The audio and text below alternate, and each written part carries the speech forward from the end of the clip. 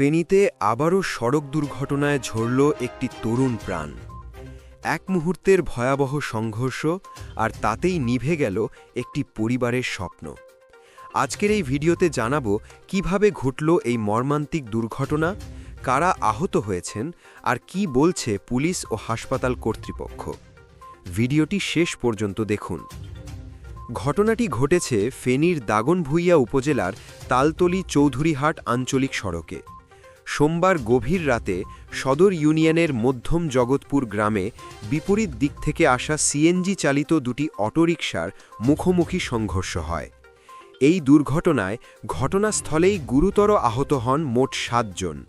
স্থানীয়রা দ্রুত তাদের উদ্ধার করে দাগনভূঞা উপজেলা স্বাস্থ্য কমপ্লেক্সে নিয়ে যান, কিন্তু চিকিৎসক পরীক্ষা করে জাকির হোসেন নামে এক তরুণকে মৃত ঘোষণা করেন।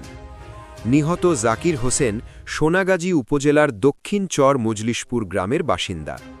একটি দুর্ঘটনায় তার জীবন থেমে যাওয়ায় এলাকায় নেমে এসেছে শোকের ছায়া। এই দুর্ঘটনায় নারী ও শিশুসহ আহত হয়েছেন আরও ৬ জন।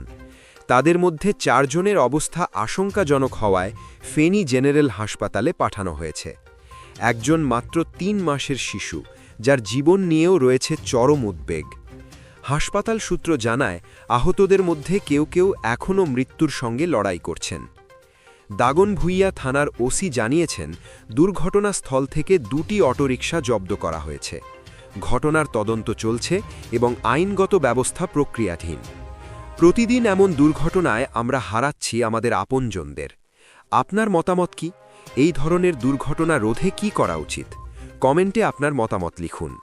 ভিডিওটি যদি গুরুত্বপূর্ণ মনে হয় তাহলে লাইক দিন, শেয়ার করুন, আর নিয়মিত নির্ভরযোগ্য খবর পেতে পালস নুক চ্যানেলটি সাবস্ক্রাইব করুন।